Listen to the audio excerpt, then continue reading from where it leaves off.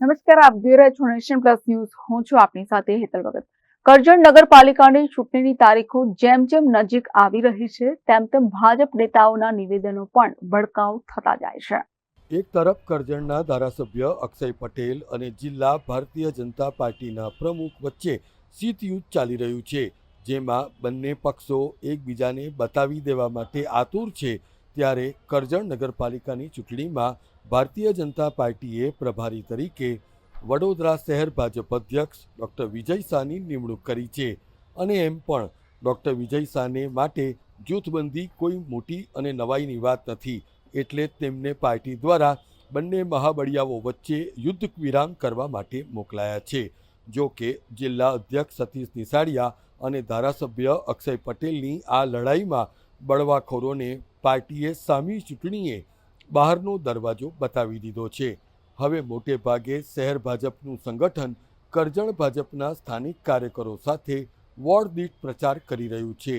Ward number 7માં પ્રચાર વેળા જિલ્લા અધ્યક્ષ સતીશ નિસાડિયા અને વડોદરા શહેર ભાજપ અધ્યક્ષ ડૉક્ટર વિજય શાહે આમ આદમી પાર્ટીના ઉમેદવાર મોહમ્મદ સિંધી સામે મોરચો ખોલી કાઢ્યો હતો.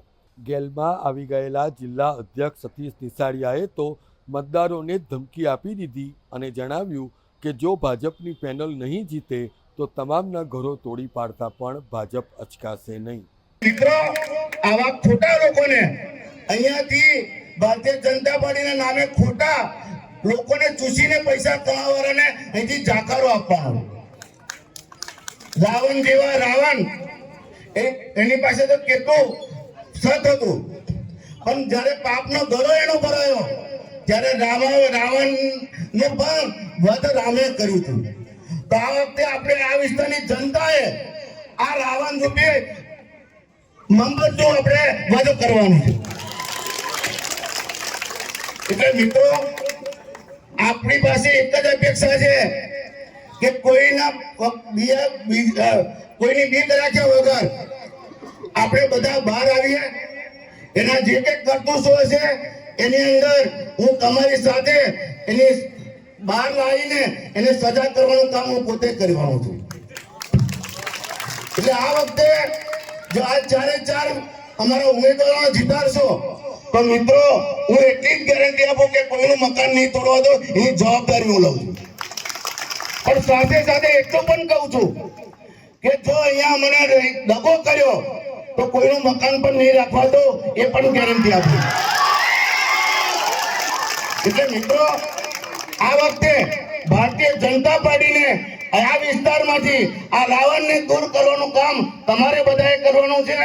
બાકીનું અમારું માર્ગદર્શન અમારા પ્રમુખ શ્રી વડોદરાના એ આપવાના છે, પરંતુ આ વખતે આ વિસ્તારમાંથી આ રાવણનું દહન કરો.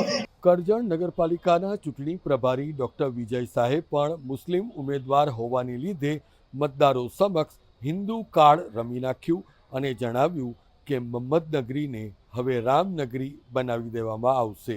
સત્તા નહીં હોય તો ચાલે, પરંતુ ખોટા લોકો એ સત્તાના સ્થાન ઉપર બેસે એ ભાજપને મંજૂર નથી. અને માટે જ અહીંયા મોટી સંખ્યામાં લોકો ઉપસ્થિત છે.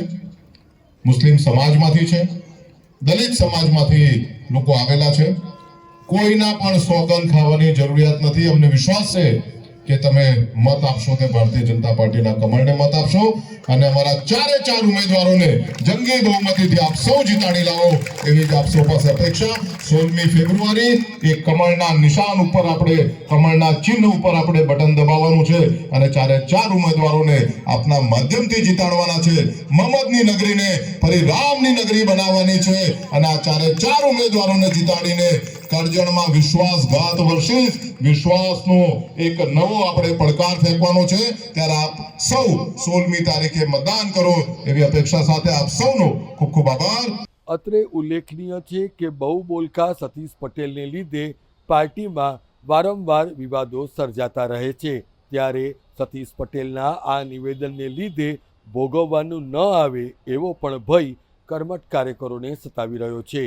ત્યારે 16મી ફેબ્રુઆરીએ યોજાનાર ચૂંટણીમાં કોની રણનીતિ કેટલી અસરકારક નીવડશે એ જોવું પણ રસપ્રદ બની રહેશે. Prajesh Shah, nation plus news, Karjan. સમાચારોના સતત અપડેટ મેળવવા માટે અમારી નેશન પ્લસ ન્યૂઝની યુટ્યુબ ચેનલને સબસ્ક્રાઇબ કરો, બેલ આઇકન દબાવો અને જોડાયેલા રહો ફેસબુક, ઇન્સ્ટાગ્રામ અને ટ્વિટર પર.